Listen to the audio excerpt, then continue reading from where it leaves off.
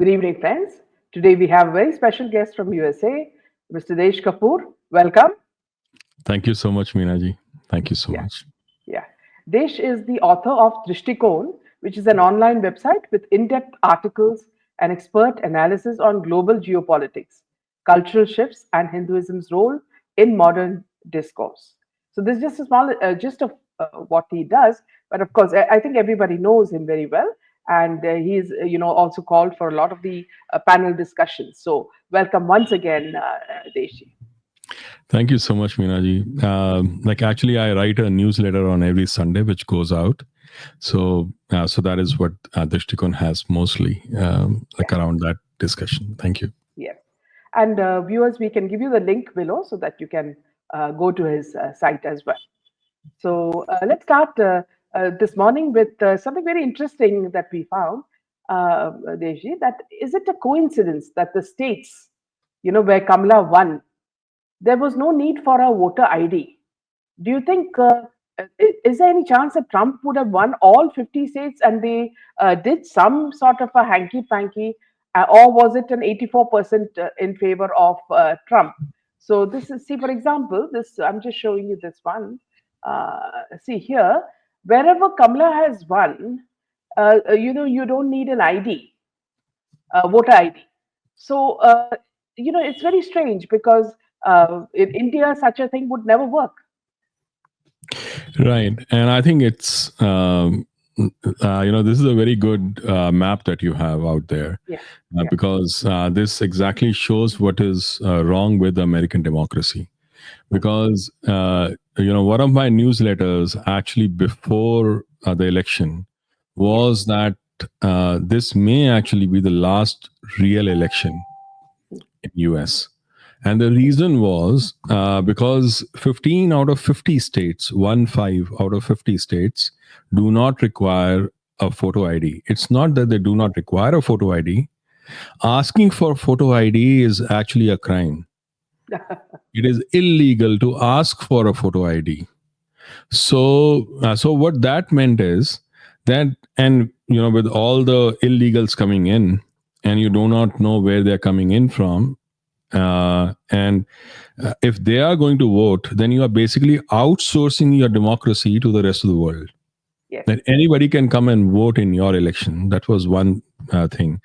The other one, which was very important, was that constantly, whether it was Hillary Clinton, Kamala Harris, or even John Kerry, who was a candidate, earlier on for the president, many years back, all of them somehow hinted that the First Amendment right, which is the right to free speech, was actually under threat. So they could actually curb it because it was the just thing to do. So if you take out the First Amendment, the right to free speech, if you take out the correct voting integrity out of the whole system, then there is no democracy left. So there was a big problem going into this election. And I think in all my discussions with everyone that I've had here, everybody realized this. And that is why there was a push to vote so much that they, even despite all this, they could not overturn, their large numbers.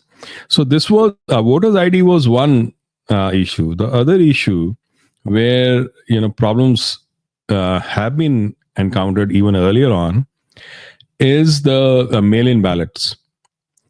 My neighbor was telling me that he got 2 mail-in ballots, that came in, that he could actually, sign and return back for his mother who had died in 2019. So you understand, I mean, this democracy has been made a mockery. So if you really look at this, so I'm not surprised that those are the states that Kamala Harris won, but those are also the states which were actually pretty blue. I mean, there is no way that a Republican can actually win in California or New York or New Jersey. It's a very tough thing to do. Pennsylvania was a big, win for them. and also in the swing states. So I think if you look at things like that, then I think the only way to overturn this was actually from having large numbers. And there is like one another thing I want to point out here. There has been a certain modus operandi of this, whether you call it deep state, whether you call it managerial class, or whatever you may want to call it. Their modus operandi has been that somewhere something goes wrong in the entire voting pattern. And when that thing goes wrong and the person they are targeting loses the election and even raises the voice that something went wrong in the election, that statement itself is construed to be against democracy and like major disinformation. This happened with Trump, because every time Trump ever spoke up, he was pushed back and almost thrown out just for disinformation. He was deplatformed everywhere. That, oh, you are questioning the election result itself. Well, anyone can and should question the results, and there should be an investigation that should show beyond a shadow of doubt that things are absolutely correct. The same thing happened in Brazil. Bolsonaro was actually thrown out for 8 years. He was banned for 8 years, from running election. I had a very strong feeling that something similar was also planned for India. Yeah, absolutely. Thankfully, like, it did not happen. So, Yeah. But so yes. Desh, see, if we were to compare, I'll just keep comparing India as well. So, Mhm. in between, if you don't mind. So, Absolutely. in fact, what's happening now in Maharashtra, Deshji, is very similar to what Kamala was trying to do in America. So, they brought in truckloads of immigrants, Bangladeshi, Rohingyas, and planted them in Maharashtra, as their vote bank. So there's something very similar happening in India, and so in other words, who will be actually voting for Maharashtra? It's not the Maharashtrians, and I'm not about as in only Marathi people. No, the people living in Maharashtra, as in Yeah. all people from all states. So it's going to be the Bangladeshis and the Rohingyas, who are going to decide who the ruling party should be. So it's very similar. Whatever Kamala and Biden, and of course, they are only puppets in Obama's hands. So whatever they were doing is exactly what's happening in each pocket of India. Yeah, I think it's like quite similar. Thankfully, in India, we require a voter's ID. We require an Aadhaar card. It's another thing that can also be managed.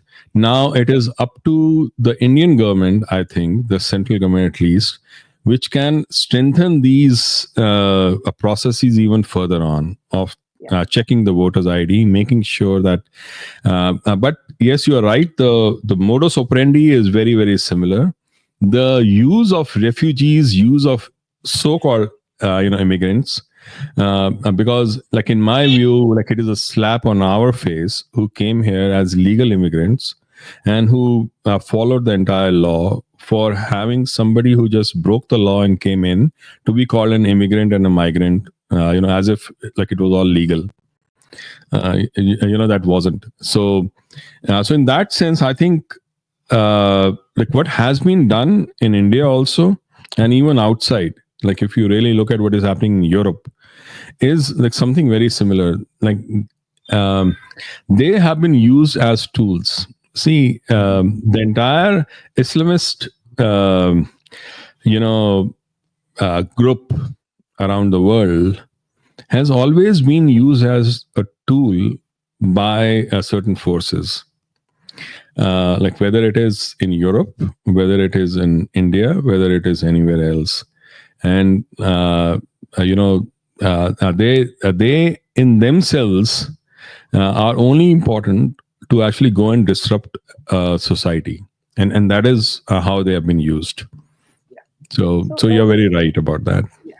So speaking about Trump, now President-elect Donald Trump is expected to wage a war on the American deep state, by which he and many other Republican leaders mean a shadow network of bureaucrats, especially those in the FBI and CIA, who secretly work in collaboration with private entities, foreign powers, etc., and hold power in parallel to the elected governments. Now, in popular culture, deep state is believed to hold the real power over a country as governments come and go and often overrides the government's agenda. In deep state is it's believed to hold the real power over country, and in mainstream discourse, the idea of a deep state is dismissed as a conspiracy theory. Now, Deshji, could you speak about how Donald Trump plans to cut the tentacles of the deep state? Because we're not only talking about Soros, we're talking about many others as well. So, could you just explain this to us, Deshji? Yeah, I think so. One of the things is that it is not a conspiracy because I have done a lot of research in this. I've Yeah. Written about it extensively. You know, Soros actually got his hands into the entire the administration. He actually got power there during Clinton's time. That's the time that he actually got the real power, and he went on. In fact, there are reports in New Yorker, New York Times, and all the other left-leaning papers, and also journalists who have said very clearly when they were talking to people who were in charge of the foreign policy and all that, that yes, the US foreign policy in many ways was actually made in alignment with George Soros's foreign policy. In fact, one of the DC leaks for the Ukraine administration, like what they did was there was actually a breakfast with George Pyatt, who was the US ambassador to Ukraine. If you look at those minutes of the meeting, it'll be very, very clear that George Pyatt, who was the US ambassador, is basically handing over the entire foreign policy reins in the hands of George Soros. That's what he was doing. And over time, he has said himself, like if you go to georgesoros.com or if you even go to Open Society, like you'll see that. In fact, I have always given those references. How George Soros says himself that I entered Ukraine in 1990. I set up shop there. The report from naval group, the Naval Academy, has said very clearly that actually the Ukraine Orange Revolution was actually financed by US aid and by George Soros's organizations, and laid out how much they actually gave in. So all these things are not just conspiracies. There's a lot of element of truth in that. And in fact, there was this one Strobe Talbot. He was asked by New Yorker, and he said that same thing. He said the only person in US who actually has a foreign policy and can execute it is actually George Soros. And our US foreign policy is aligned to his foreign policy. So there is enough people in power who have shared all those things. Now, having said that, there is, earlier on, when Trump came, in the first term, his problem was that he did not have a good enough team. This time, his team is very, very strong. Elon Musk is very strong. RFK Jr. is very strong. Tulsi Gabbard, Vivek Ramaswamy, and other people that he has, J.D. Vance, they're all very strong people. Now, RFK Jr. is the ideal person to actually reform the entire pharmaceutical and the health industry. He should be doing it. Nobody knows politics better than the Kennedys. He knows each and every button that needs to be pressed, within Washington, D.C., and nobody else knows that better. In terms of the foreign policy, I wrote one of the newsletters saying that, when Modi ji tried to actually go for peace, conversations for the Ukraine war, he was one of the things that he was actually trying to do, which nobody else was realizing, is actually hit at the deep state. The deep state only survives as long as there are wars, because that is their main earning, like avenue for them. If the wars are stopped, it's very, very tough for this deep state to even survive. So that is the first thing that needs to be done, which his entire foreign policy objective is, for Trump. Even in the first term, he did that. In fact, one of the things that many people overlook about his first term is that it was for the first time in 1400 years that Arab Muslim states opened a consulate in Israel, and Israel opened a consulate in Arab Muslim states. It had not happened in 1400 years. In fact, if you even have had a stamp on your passport that you had been to Israel, you would not be allowed into all the Arab states. That was the situation. But that changed, not because Trump actually did something, but because he ensured that his own administration and the intelligence did not interfere with how people were actually working together. Here, in this case, Saudi Arabia, UAE with Israel, which they did independently. Now, that in itself will create this entire framework for multipolarity to happen. When the multipolar world actually becomes strengthened, this deep state will have lesser and lesser control over the other countries. That is where the weakness comes from. So that is the impact of Trump's foreign policy objectives, and also how he will actually execute that. The other is that he has already talked about how to handle the FBI, how to make sure that the reforms are going to be done. In fact, even like phase it out. I don't know if he will be able to phase it out or not, but he has some bold people, Vivek Ramaswamy, Elon Musk. So that is one thing. The other is actually making radical changes, like within the different departments, whether it's Department of Education, whether it's police reforms and things like that. So I'm sure that he will be using either like both the things. One, the majority in House and Senate, which is because of him, because of his campaign. The second is the executive orders that he can use. So he'll be using both the powers to actually make things happen, which could not happen earlier on. And thankfully, they have somebody like Vivek, who's both an person who can execute, and person who's actually a very good legal mind as well.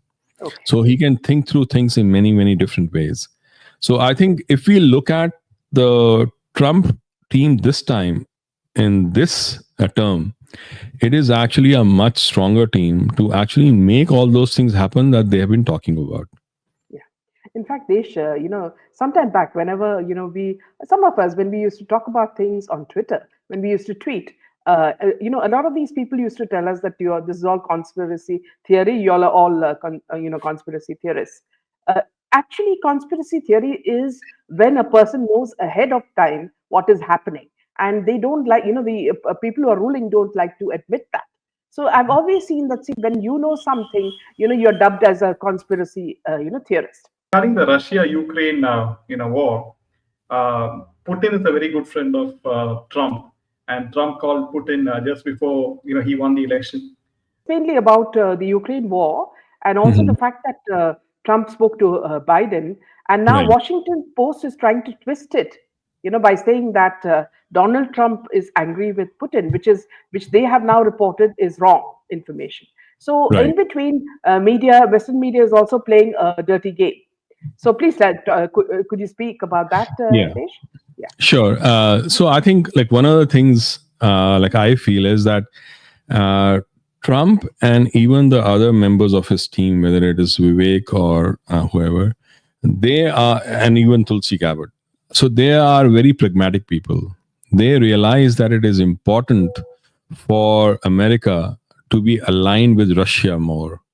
Russia, see, if you really look into all the real scholarly discussions that have happened about Ukraine, whether it's John Mersheimer, or whether it is Professor John Mersheimer, or it is other people. There is an MP from Germany as well.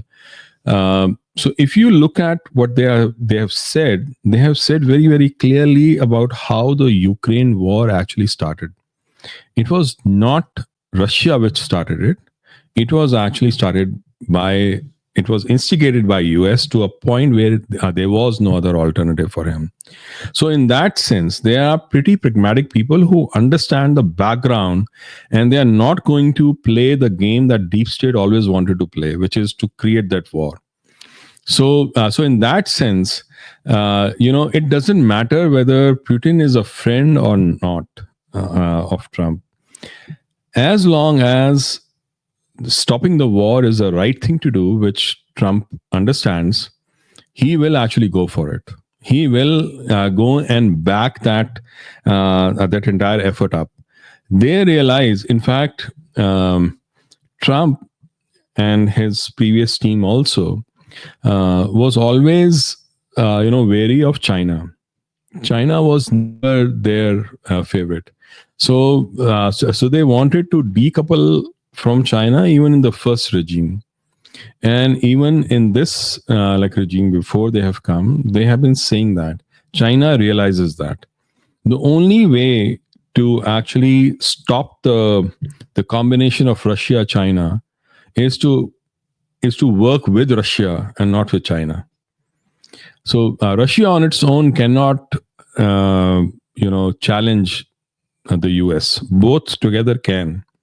And the way this whole team, the Democratic Party and the deep state have been working, they've almost pushed the entire BRICS and entire global South into a direction where this entire anti-US group could be formed, and they almost pushed the de-dollarization movement also on their own.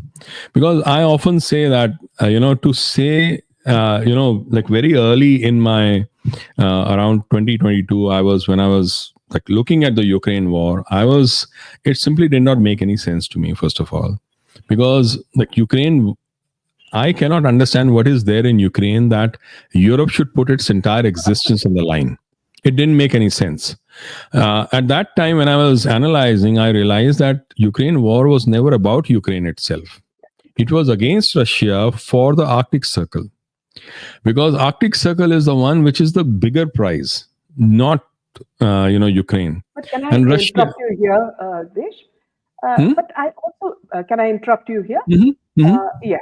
See, but I also believe that Ukraine is very rich in mineral ores and such stuff. Yeah, but it is not something that for which Europe can put its entire existence on the line. So Arctic Circle, on the other hand, is where the real prize was, in the sense that whoever owns the Arctic Circle in the coming 50 years will own the world, because of the supply chain benefit, and because 30% of the oil and gas is actually there within the planet. And around between 50 to 55% of the entire place is owned by Russia, and Russia actually has major naval bases there. Also has a highest number of ice-breaking ships, which they are using today, not in future. Today they are using at 12 months a year. So if you look at that, that was the reason why actually I think these guys wanted to go and attack, or at least instigate and change, do a regime change in Russia. And I used to really laugh, because Putin is not Saddam. Russia is not Iraq. There you had confusion whether they had WMDs or not. In Russia, you have absolutely no confusion. They have WMDs. They have more than you. There you were not sure whether Saddam would use it or not, but Putin has said he will use it. He has more missiles than you have ways to defend the missiles, your country from those missiles. So in that sense, it was actually a very suicidal direction that they were in. So in that sense, if I look at it, this entire group that has come in, they are very clear that we cannot afford to go for that kind of direction where a regime change is almost an explicit admission, because if you push Putin towards a point, or even China to a point where it is use it or lose it, then what do you think he will do? He will use it. And he has said very clearly, and it's not going to be tactical nukes, it is actually going to be real nukes. And it's not just Russia, but even North Korea has come up with this new what they are calling as the monster missile, which has gone up 8,000 kilometers up there. That missile can target almost any city in the US. So we are talking about some really strong regimes that are aligned to Russia if things go wrong. I don't think that is a great place to be in. Yeah. So among the many discussions happening on Twitter, or rather X, a very prominent media personality, Alex Jones, has now alerted people on a coup. He says that Democrats of the deep state are planning to install Harris in presidency before Trump's inauguration, and then Trump will be conveniently assassinated, and next, false flags and terror attacks will provide cover for martial law to be declared. And these are the kind of discussions that are happening. Desh, how much of truth is there in these sort of talks? Honestly speaking, I think I'm also pretty worried about such a eventuality. And I think one of the things that Trump has been doing, if you see lately in the last 2 or 3 days, is he has actually started spelling out things very, very clearly about what he wants to do, so that he lays out things very clearly about what will be lost if he's ever going to go away. But I think we also heard very recently, I think it was 1 or 2 days back, that there have been discussions within Pentagon, within groups within Pentagon, about how to handle a Trump presidency when he comes. And I'm like, how dare they even do that? Because they are the bureaucracy of this nation. They are answerable to the executive. Executive is not answerable to the bureaucracy. Executive is answerable to the people of the nation. If that is how they are going to handle things, then there is very little difference between America and Pakistan. Because the generals can decide who's going to come, and if you don't like it, we'll just deal with him and put him aside. So that should not happen. But I think there are enough people within. So this is my take, that in any country there are in the larger intelligence setup and larger security setup, there are enough people who are on both the sides. At times when things go very, very, very wrong, then people from the other side actually start balancing things out. I think that the fact that Trump won this election shows that there was a very strong understanding in some groups within this country that things need to be balanced out. And they were going in the wrong direction. How far the other group will actually, still try to make it happen, I think there is going to be a major effort from their side, because they've already started protests in New York, Washington, D.C., Seattle. They'll increase that. But there has to be a certain kind of a strength from this government to actually, or this new elect government to come in and make things happen. Yeah. But fact, to your question, I'll just say that that worry is something that even I harbor quite a lot. Yeah. In fact, Biden's wife did wear a red color on the day that Trump won. Yeah. Over to you, Jay. Yeah. Yeah, Desh, how do you see de-dollarization? Trump has come to power, and how do you see? There are talks for a BRICS currency also coming in.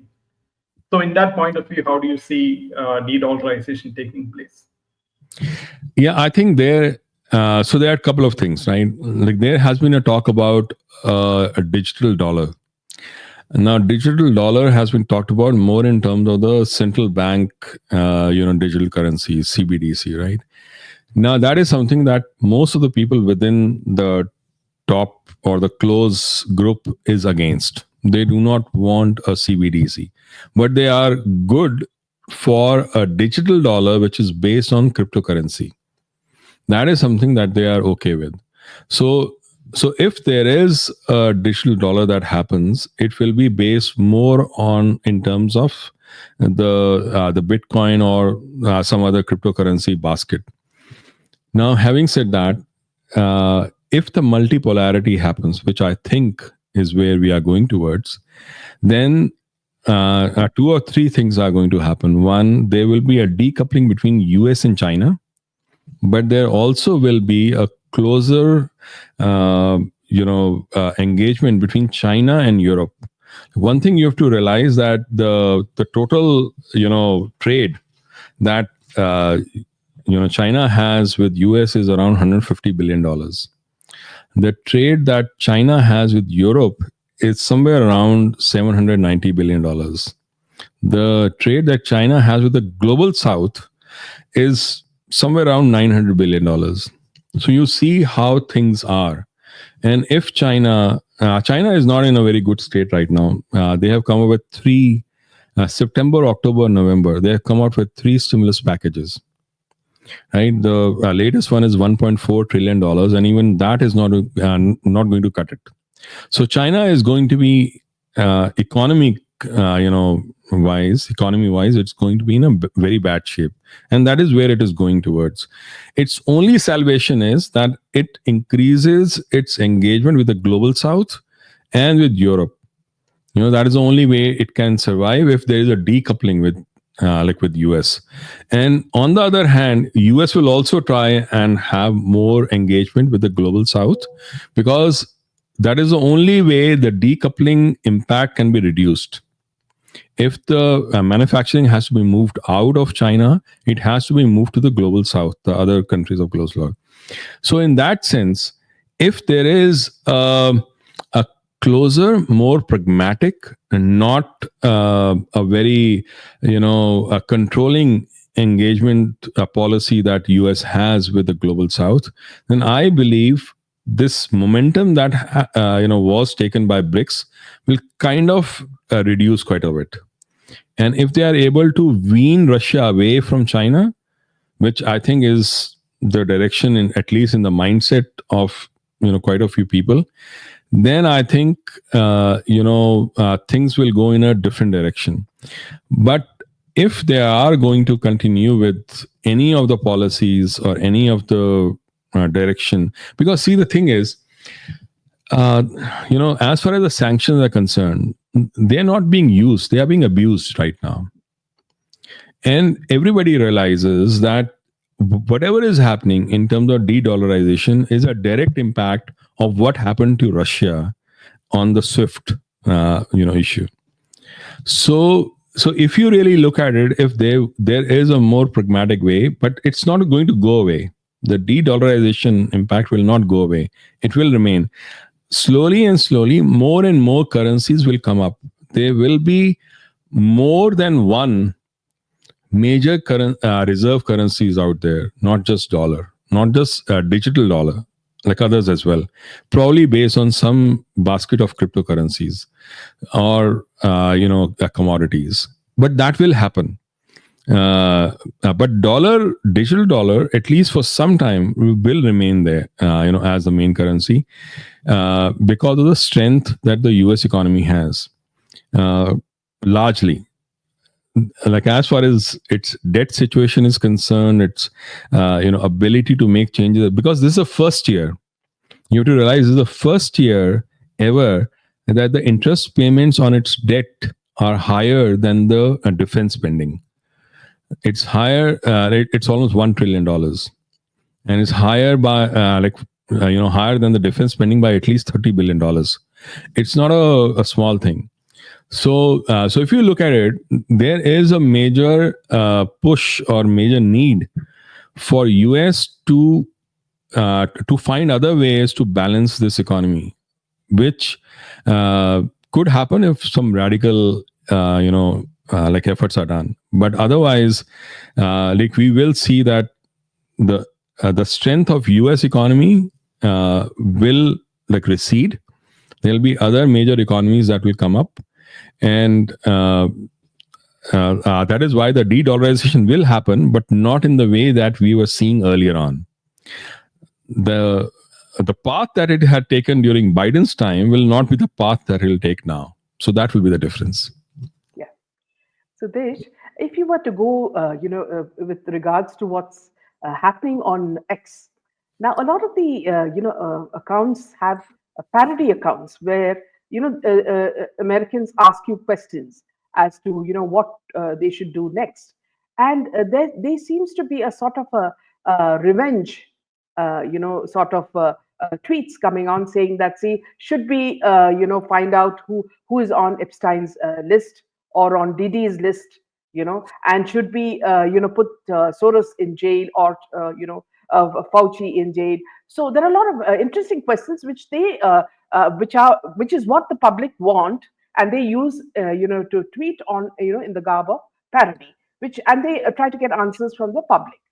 Now, you remember when Sound of Freedom came, which was a beautiful movie, which Mel Gibson and all were supporting, on drug trafficking and the effects of drug trafficking on children, and sorry, child trafficking and drug trafficking, of course.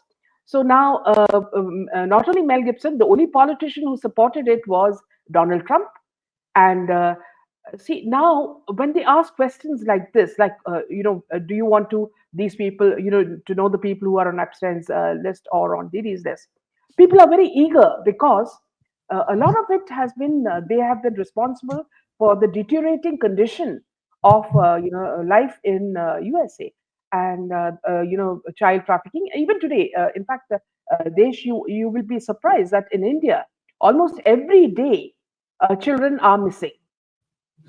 And we're Yeah. talking about Hindu children. Let me be specific here. We're talking about Hindu children. And these children who are missing are very, very good looking. So there seems to be some category in selection of even the children who are being kidnapped. Okay. So this is a very, very serious thing that I'm sure Trump is going to, attack. And he's already spoken about hitting at the drug cartel, at the roots. So could you speak on that, Desh? Sure. I think so. One of the things, why war is so popular with the deep state is not just about the arms. It's also about the human trafficking. In fact, there have been enough, reports which say that Ukraine war is one of the golden opportunities for those cartels which do these kind of things. Because that entire area, the Slavic area, especially Ukraine, Russia area, is very popular for mail-in brides and all those things. So there is a mindset that there is about the women, like from there. So if you really look at the situation where if war is prevented, then not just the arms cartel, but even the human trafficking cartel will be impacted, like in a negative way, which is a good thing. So as far as the so I know Elon Musk has also said, because when he was asked the question, why are so many billionaires backing Kamala Harris, and his answer was because they are worried that the Epstein list will actually be released. And if that is released, then most of the people, they are very, very prominent people who have been, talked about. Even Donald Trump has been talked about, but I don't know how much of, relationship he had. But that list, there's, Elon Musk said could come out. As far as the human cartel and the entire quote unquote business is concerned, that I'm not sure whether that will be directly targeted by Donald Trump's internal team, by very close team. And the reason is because he might have his own skeletons that he needs to take care of.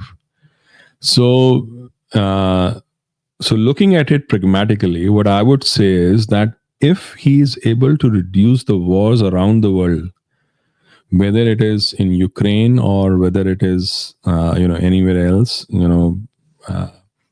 Africa and other places, even Iran and Israel, a lot of things will change in terms of the human trafficking industry.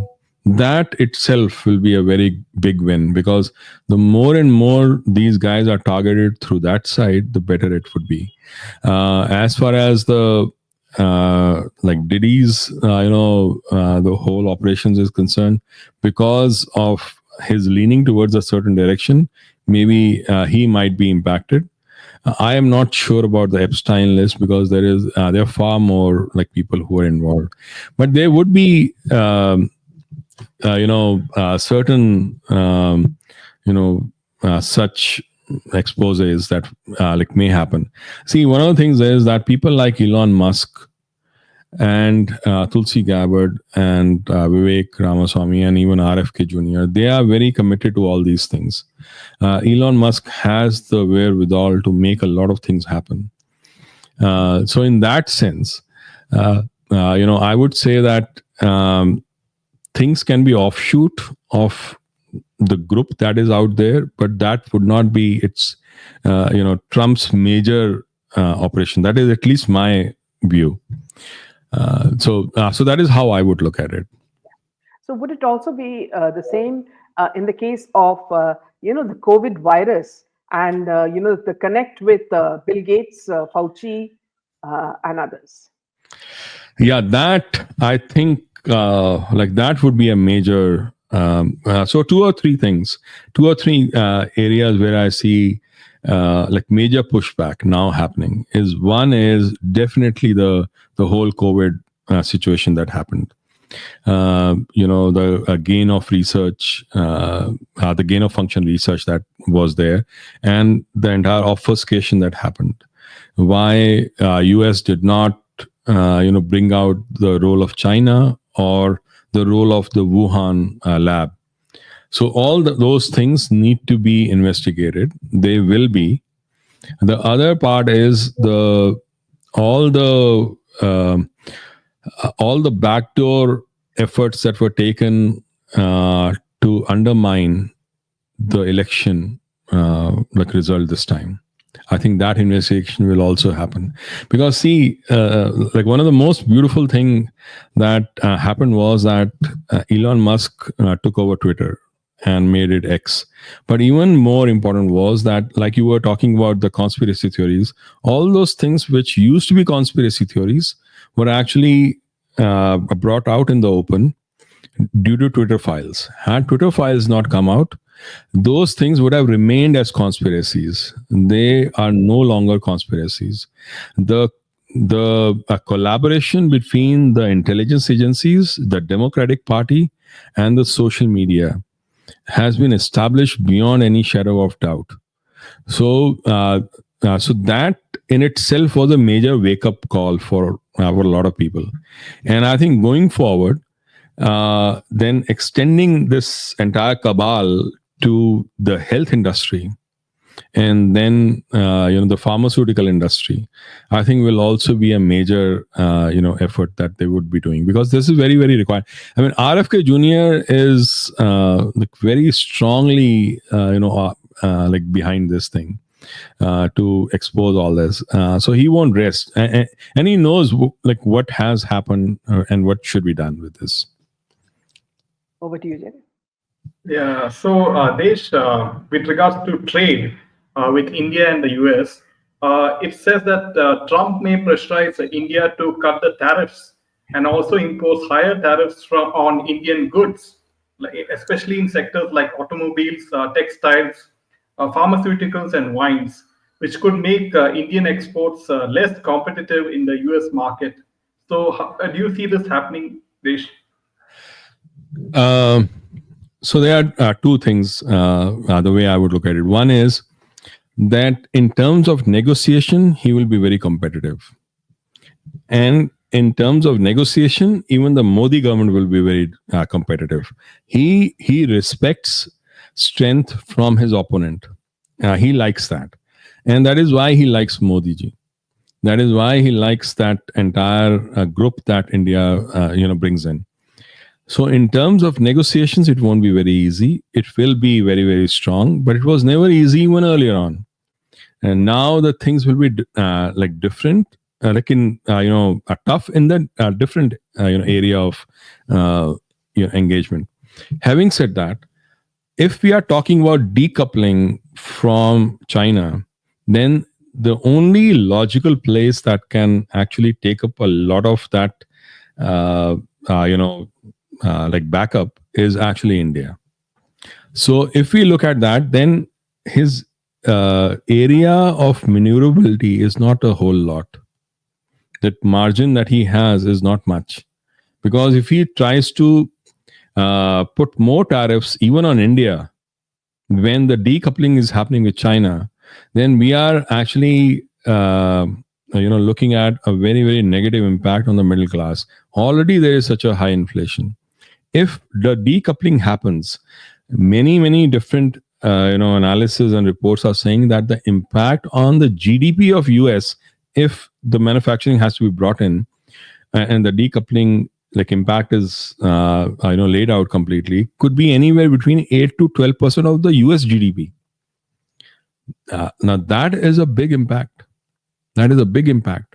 So in fact, I remember 10, 15 years back, I used to joke with a lot of my friends that 40% of my grocery bill is paid by the Communist Party of China. And the reason was because they subsidize everything so much. So if I have to pay all that myself, all that grocery bill myself, then my life actually doesn't look so good.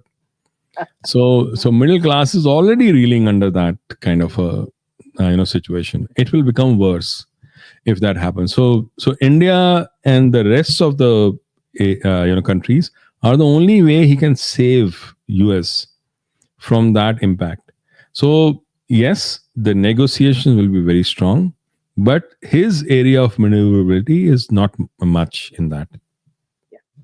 So moving on to the most important point that's happening now with regards to the deportation of illegal immigrants.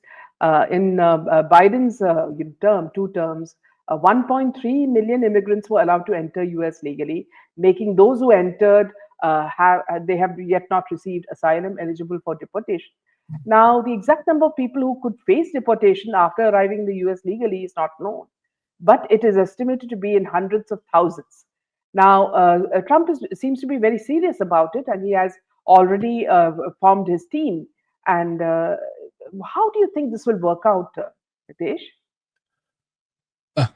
So there are few things that I see play out in this whole area.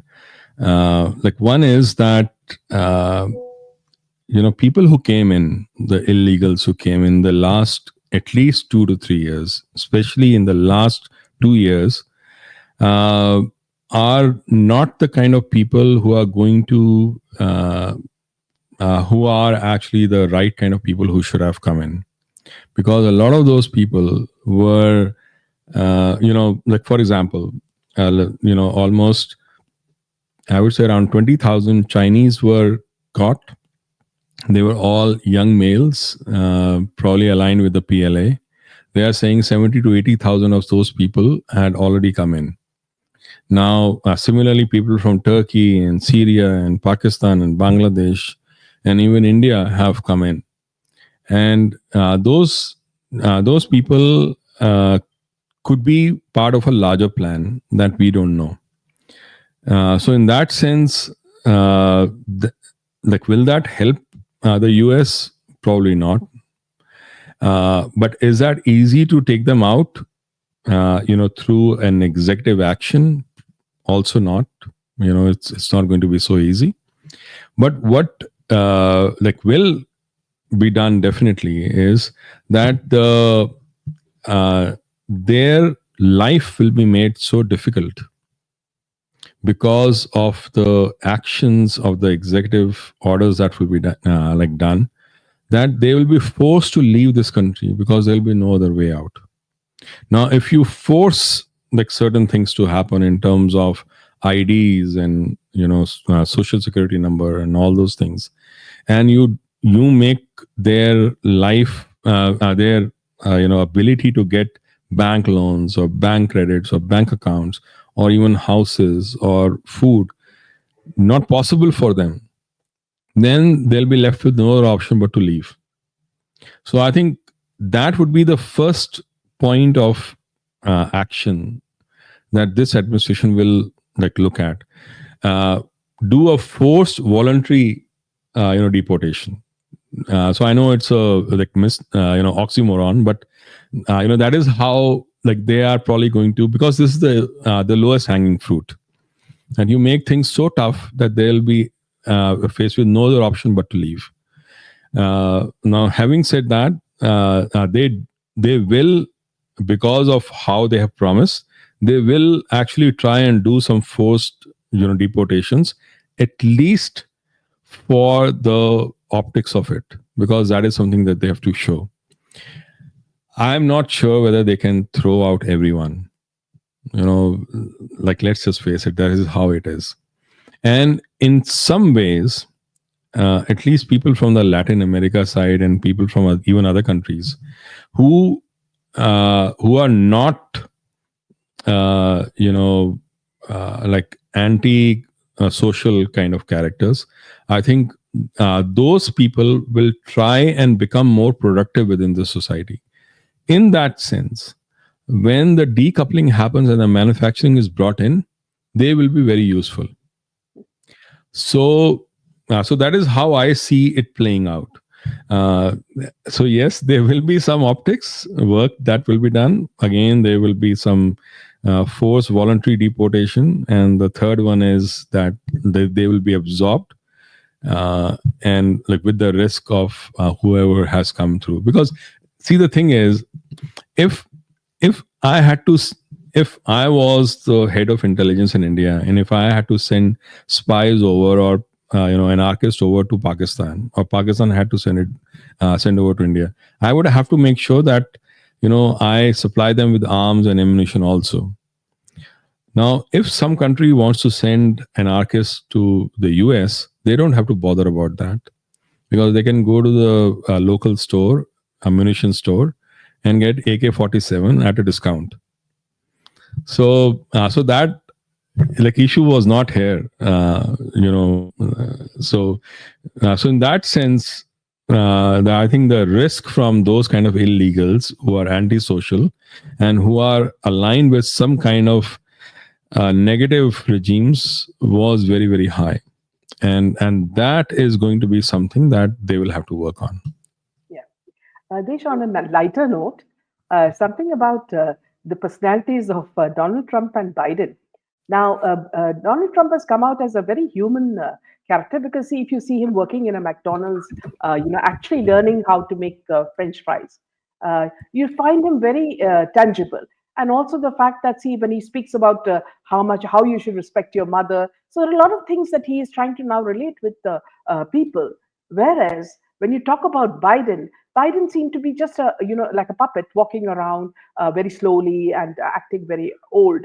But the moment Biden was out and Trump won, Biden suddenly started walking very fast and smiling more. So was that an act on Biden's part? Okay, that's one question. And the second question is that Trump has so much of, he's already, he has enough money.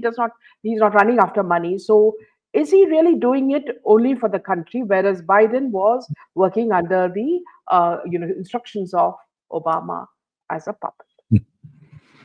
I think very, very interesting question that you have. So, when I was in India a few months back, people were asking me who's going to win the election, the coming election in 2024. I would say that I will talk about that later. I first want to know who is actually the president now. because I was very sure that Biden, with the way he could not handle a nuclear football where the decision will be required like within 5 minutes, because it just could not happen. So he, uh, I think he, like the evidence that he was not in sync with the Obama or the other deep state, or whoever was handling him, was when the Modi ji came to US. If you realize, uh, Biden and his group was trying their best to engage with Modi ji, but Obama took the step of actually having an interview with Christian Amanpour and released the main a clip at that time. I do not know why anyone in that Democratic Party would try to do that unless and until they wanted to sabotage the whole visit, because you have to be an absolute idiot to try to work with India knowing Modi ji's popularity and then think that Modi ji should be thrown out, or like we should not like we should abuse him in any way, or show him in bad light. And Obama is not an idiot, so there was something else which is going on. So that is how I was looking at it, that there were actually two groups within the Yeah, administration which absolutely. were working for and against, like each other. The very fact that Biden took such a long time to get off the race showed that he wanted to teach a lesson to that cartel or to that group. And by the time he left, by that time, the way the rules are of this whole thing, they had actually, I think, accumulated around $300 million. The only person who could make use of that was Kamala Harris. Nobody else could make use of that. So he left no other choice for this group but to have Kamala Harris. And then he started making statements which were detrimental to her. In fact, in one of the cases, he actually wore the MAGA hat. Right. So if you look at all those things, then like it was in his capacity or his incapacity or whatever, like wherever he was in that spectrum, he was still trying to make a difference to fight back against that cartel who was trying to control him, because I think he felt that his entire ego was hurt. As far as Donald Trump is concerned, now Donald Trump did uh, go for the first race, I think, out of his ego, that he wanted to, like whatever, however he was treated by Obama, like during that conference, like correspondence conference that happened. But uh, whatever happened to him after that, trying to assassinate him, trying to put him behind the bars and do all sorts of things, he suddenly became the symbol or the mascot of the challenge that was going to happen to this entire deep state. So in fact, I often say, and I've been writing in my newsletters again and again, that in the third the Republican primary or debate that was going on, the opening statements when they were happening, Vivek Ramaswamy made, I think, one of the most watershed kind of a statement. He actually not only said that the media is corrupt, but he said the Republican Party leadership is also corrupt, and he asked Rhonda McDonald to come onto the stage and he'll yield his time so that she could resign, which obviously did not happen at that time, but it happened after a few weeks. Now, what that showed was that Vivek Ramaswamy and so as Donald Trump are the challengers to the deep state. The rest are the deep state. Whether it was, so it was not a fight between Republicans and Democrats. It was a fight between challengers to the deep state and the deep state. That's what it was. So in that sense, they say that some people are born great, some achieve greatness, and some of greatness thrust upon them. I think Donald Trump in his second term is one of the third ones. He he has been put into put on a mantle which he may or may not have liked, but he's the only person who can actually make it happen. Yeah. So plus he has a very strong a sense of personal worth, which very few people have that kind of power. He can do anything for that, and he's very strong and tough in that sense. So I think everything played just right, like in that sense. So the difference between Donald Trump and Biden is huge. uh, you know, Biden in his own way was actually trying to save this country in his own way, whatever little it was. And Donald Trump has been foisted on this country to save it. So But Deshi, see, if you look at Kamala, I mean, Obama has selected the wrong person because neither could she, answer simple questions. Even the chat shows or the debates that were organized were on her behalf. So they were on her side. And the second thing is that I noticed after November 17th, she has not tweeted. So she's taken it very badly. This defeat, she's taken it very badly. And then whenever the questions were asked, she would try to camouflage it with a sort of a banshee laugh. So all these things did not play in their favor at all. I mean, you could have selected someone who was intelligent, who could debate, who could talk about things, but she was talking about the same things again and again. And then she came across as a very hollow person who kept changing her stand all the time. So why yeah, was that is Obama depending on such a weak person? because he was forced to. So that's what I'm saying. By the time that Biden actually left, see, they had played it very smart. They had had the first debate between Trump and Biden in June itself. The reason was that they wanted to change Biden if things like did not pan out. But by the time they actually changed him, by that time he already had $300 to $400 million in the kitty, and it was too late to bring anyone else. And that is why they had to persist with Kamala Harris despite knowing that she was useless. And I think Biden also wanted Kamala Harris to be there because he also knew she was useless. So in that sense, they had no other option. If they even had an option, they would have never gone for Kamala Harris because they know how weak she is. Because like she has no. I mean, I remember in the Democratic debates that happened before. I think it was the third or the fourth debate, where like by that time, I think by the third debate, Kamala Harris had around 22% approval.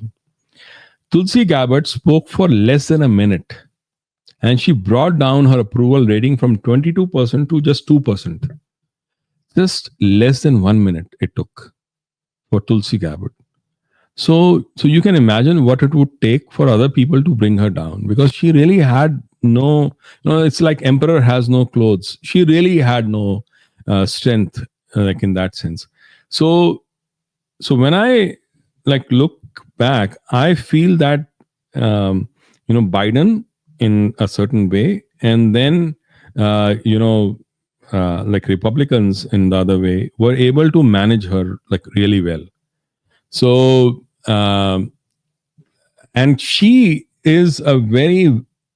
comes across as a very vain person, very shallow person, who does not understand many things and who's not smart enough to handle things. The way, when like somebody would talk about Jesus or something like that in her like while she was speaking in like some of the appearances, and she would say, oh, you go down the road into that small like rally that is going on.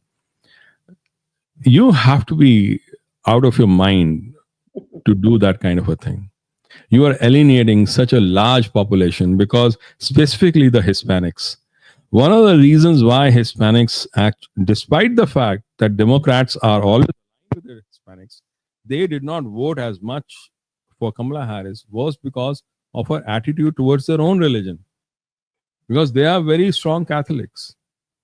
So you can't do that. You have to be totally naive and kiddish to do that kind of thing. But that's how she was.